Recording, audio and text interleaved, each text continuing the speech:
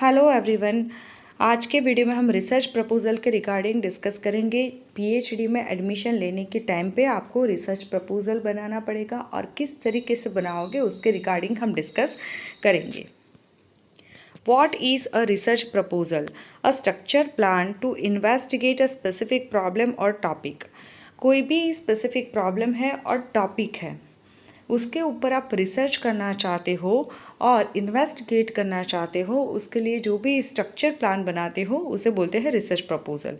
और road map of your research journey, तो आप पूरा रिसर्च कैसे करोगे उसका रोड मैप है। इट मीन्स आप कैसे डेटा कलेक्शन करोगे, कैसे डेटा एनालिसिस करोगे, पूरी इंफॉर्मेशन आपको रिसर्च प्रपोजल में देनी है।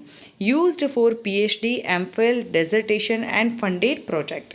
अभी रिसर्च प्रपोजल किसके लिए इम्पॉर्टेंट है? जो पीएचडी स्टूडेंट है उनके लिए इम्पॉर्टेंट है, जिसको पीएचडी में एडमिशन लेना है। एमफिल स्टूडेंट के लिए, डिसर्टेशन जो मास्टर में रहता है, और कोई फंडेड प्रोजेक्ट है उसके लिए भी आपको रिसर्च प्रपोजल बनाना पड़ेगा। Importance of research proposal clarifies your research idea. तो आपका जो भी रिसर्च आइडिया है उसे क्लियर ये रिसर्च प्रपोजल में बताना है।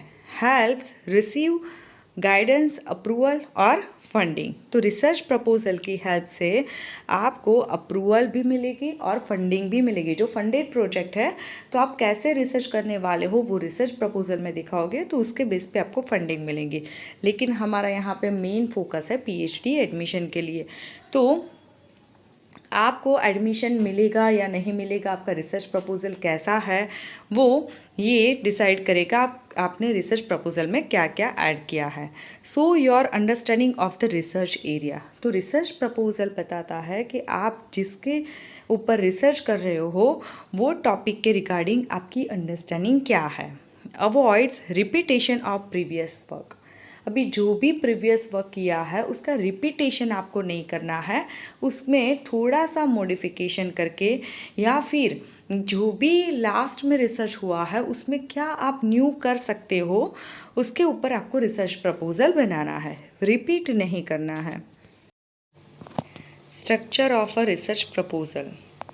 Title of the study, introduction, review of literature, research gap, objectives of the study, hypothesis, research methodology, significance of the study, limitation and references। ये 10 पॉइंट रिसर्च प्रपोजल में आपको add करने हैं। Detail में देखते हैं टाइटल ऑफ द स्टडी। जो भी आप रिसर्च प्रपोजल का टाइटल फ्रेम करते हो वो टाइटल कैसा होना चाहिए। Should be concise, clear and relevant. वो शॉर्ट होना चाहिए, क्लियर होना चाहिए और रिलेवेंट भी होना चाहिए।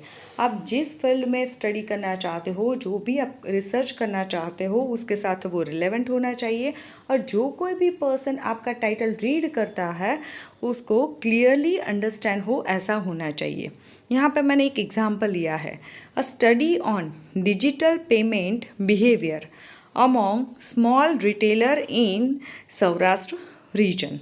तो यहाँ टाइटल से क्लियर होता है, एक टाइटल शॉर्ट है, क्लियर है कि हम स्टडी करना चाहते हैं किसके ऊपर, डिजिटल पेमेंट बिहेवियर, और उसमें भी स्पेसिफिक किसके ऊपर करना चाहते हैं, स्मॉल रिटेलर। वो भी कौन से एरिया में करना चाहते हैं, सौराष्ट्र रीजन। तो यहाँ पे टाइटल है वो कंसाइज एंड क्लियर और रिलेवेंट होना चाहिए। इंट्रोडक्शन में आप क्या ऐड कर सकते हो, background information of your topic. आपके जो भी टॉपिक है उसके बैकग्राउंड इन्फॉर्मेशन, कहाँ से उसका इमर्जिंग हुआ है, उसका करंट सिनारियो क्या है, सारी इन्फॉर्मेशन यहाँ पे ऐड करनी है। Relevance in today's commerce, finance, business scenario and now days, वो टॉपिक का क्या इम्पॉर्टेंट है वो भी आपको ऐड करना है। And with the problem statement, और इंट्रोडक्शन आपको प्रॉब्लम स्टेटमेंट के साथ एंड करना है।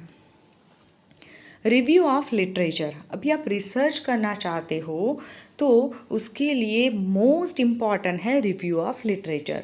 रिव्यू ऑफ लिटरेचर से आपको पता चलेगा कि आपके टॉपिक में अभी तक कितना वर्क हुआ है, क्या वर्क हुआ है और कितना वर्क अभी बाकी है।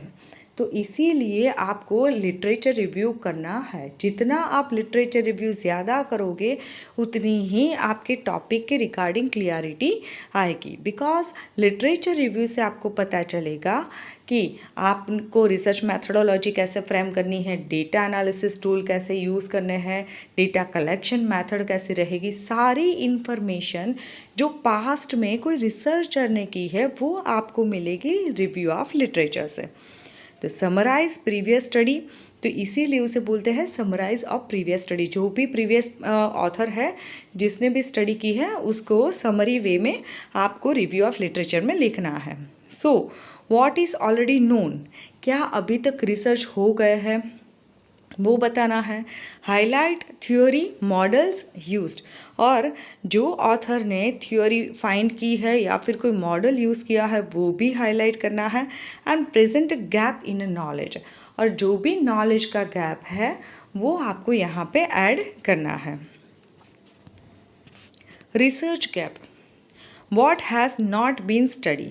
अभी यहाँ पे आप जब भी रिसर्च स्टार्ट करोगे तो आपको गैप बताना है। अभी गैप कैसे बताओगे कि पहले ये स्टडी हुई थी और ये स्टडी नहीं हुई थी, तो उसे बोलते हैं गैप। जैसे कि what has not been study, अभी तक क्या स्टडी नहीं हुआ है ये रिसर्च टॉपिक पे। Why does your study matter, आपकी स्टडी क्यों इम्पॉर्टेंट है वो बताना है। Mention if previous studies were outdated, limited in scope or missed a perspective।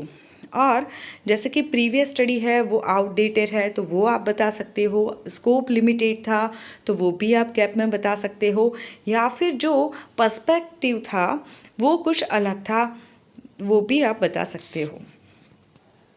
Objective of the study, यहाँ पे एग्जाम्पल पे मैंने दो ऑब्जेक्टिव फ्रेम किए हैं। 1 to compare usage pattern of different digital payment mode, तो जो डिफरेंट डिजिटल पेमेंट मोड है उसका यूसेज कैसा है, उसकी पैटर्न कैसी है, उसकी कंपैरिजन करनी है। ये मेरा फर्स्ट ऑब्जेक्टिव है। To assess awareness and adoption of digital payment among small retailer, तो स्मॉल रिटेलर में डिजिटल पेमेंट का जो अडॉप्शन किया है और उसकी अवेयरनेस क्या है वो मुझे असेस करना है, चेक करना है। ऑब्जेक्टिव कितने होने चाहिए, आइडियली 4 होने चाहिए, 4 to 5। ज़्यादा ऑब्जेक्टिव नहीं आपको करने हैं क्योंकि आपको उतना ज़्यादा एनालिसिस करना पड़ेगा, उतना ज़्यादा जस्टिफिकेशन देना पड़ेगा, और 4 से तो लेस होने ही नहीं चाहिए बिकॉज वो थीसिस के लिए बहुत ही कम है। आप आपके रिसर्च का आउटपुट जो फाइनल रिजल्ट है वो ओनली 3 ऑब्जेक्टिव के बेस पे नहीं दे सकते हो, तो आइडियली 4 या 5 ऑब्जेक्टिव्स होने चाहिए। रिसर्च हाइपोथेसिस, हाइपोथेसिस वो 2 होती है, H0 and H1। H0 means null hypothesis, there is no significant difference in the usage pattern of different digital payment mode among small retailer। यहाँ पे नो सिग्निफिकेंस वर्ड आएगा जब null hypothesis होगी। And H1 alternative hypothesis, there is a significant difference in the usage pattern of different digital payment mode among small retailer। तो यहाँ पे no word use नहीं होगा, सेम एज इट इज़, दोनों same है, यहाँ पे नो होगा यहाँ पे नहीं होगा। तो ये जो फर्स्ट ऑब्जेक्टिव है उसकी मैंने यहाँ पे हाइपोथेसिस बनाई है। तो आपके जितने ऑब्जेक्टिव है उसके अकॉर्डिंग आपको हाइपोथेसिस बनानी है। H0 H1 it means null hypothesis and alternative hypothesis. Research methodology, उसमें आप क्या ऐड करोगे, research design. There are different types of research design, तो आपके सब्जेक्ट के रिगार्डिंग जो भी यूज़फुल डिज़ाइन है जिसके ऊपर आप वर्क कर रहे हो वो यहाँ पे आपको मेंशन करना है। जैसे कि डिस्क्रिप्टिव है, एक्सप्लोरेटरी है, तो आप वो रिसर्च डिज़ाइन यहाँ पे ऐड करोगे। सैम्पल एंड सैम्पलिंग टेक्निक, अभी आप कितना सैम्पल लोगे, पॉपुलेशन क्या होगी। फॉर एग्ज़ाम्पल यहाँ पे जो पॉपुलेशन है वो सौराष्ट्र रीजन है, सौराष्ट्र रीजन में भी मैं स्पेसिफिक सैम्पल कितना लूँगी। देन सैम्पलिंग मेथड, कौन सी सैम्पलिंग मेथड होगी, प्रोबेबिलिटी होगी या फिर नॉन प्रोबेबिलिटी होगी, नॉन प्रोबेबिलिटी है तो कौन सी होगी। तो यहाँ पे मैंने लिखा है कन्वीनियंस, रैंडम, स्नोबॉल, ये नॉन प्रोबेबिलिटी और प्रोबेबिलिटी सैम्पलिंग के नेम है। तो जो भी आपके सब्जेक्ट के अकॉर्डिंग कन्वीनियंट है, इट मीन्स सूटेबल है, वो आपको सैम्पलिंग मेथड यहाँ पे मेंशन करनी है। टूल्स ऑफ डेटा कलेक्शंस, अभी डेटा कलेक्शन आप कैसे करोगे, उसके जो टूल है वो आपको मेंशन करने हैं। क्वेश्चनर के थ्रू आप डेटा कलेक्ट कर सकते हो, इंटरव्यू के थ्रू कर सकते हो, या फिर सेकेंडरी डेटा, इट मीन्स जो कंपनी के एनुअल रिपोर्ट है वो आपके सेकेंडरी डेटा हो गए। देन डेटा एनालिसिस टूल, अभी आप डेटा एनालिसिस किससे करोगे, तो यहाँ पे सॉफ्टवेयर है SPSS, excel, R software etcetera. तो ये सॉफ्टवेयर से आप एनालिसिस करोगे, वो भी आपको बताना है रिसर्च प्रपोजल में। डेटा एनालिसिस टेक्निक, तो यहाँ पे डिफरेंट डेटा एनालिसिस टेक्निक है जो आपके ऑब्जेक्टिव के अकॉर्डिंग फाइनल होगी। Descriptive statics, mean, standard deviation and frequency रहेगी। Inferential statistic, chi square, T test and ANOVA, factor analysis and regression analysis. तो ये डिफरेंट टेक्निक्स है, जो भी आपका सब्जेक्ट है, रिसर्च एरिया है, उसके अकॉर्डिंग ये डेटा एनालिसिस टेक्निक होगी। There are very different type of techniques, यहाँ पे मैंने फ्यू टेक्निक मेंशन की है, आपकी जो भी टॉपिक के रिगार्डिंग है वो आपको यहाँ पे लिखनी है। Then significance of the study, अभी जो भी आप स्टडी कर रहे हो उसका इम्पॉर्टेंट क्या है वो आपको बताना है। Why is this study important, ये स्टडी क्यों इम्पॉर्टेंट है। Who will benefit from the result, और जो भी आप रिसर्च कर रहे हो वो रिसर्च का जो भी रिजल्ट आएगा वो किसको यूज़फुल है, जैसे कि पॉलिसी मेकर है, बिजनेसमैन है, स्टूडेंट है, या फिर कोई गवर्नमेंट है, तो कौन कौन को किस किस को ये बेनिफिट होगा आपके रिसर्च से, वो आपको यहाँ पे ऐड करना है। Then references, use APA format, तो रेफरेंसेस में आपको APA स्टाइल से करना है। And include only relevant and creditable source, आपको यहाँ पे वही सोर्स ऐड करने हैं जो क्रेडिटेबल है, जो रिलेवेंट है आपके स्टडी के रिलेटेड, वही आपको रेफरेंसेस में ऐड करना है। रेफरेंसेस मीन्स आपने जो भी रीड किया है, आपने जो भी कहीं से डेटा लिया है, वो सारी इंफॉर्मेशन है वो रेफरेंस में आपको ऐड करनी है और वो APA फॉर्मेट में ही ऐड करनी है। तो इस तरीके से आपको पूरा रिसर्च प्रपोजल बनाना है। आपको कोई भी डाउट है तो आप कमेंट बॉक्स में लिख सकते हो।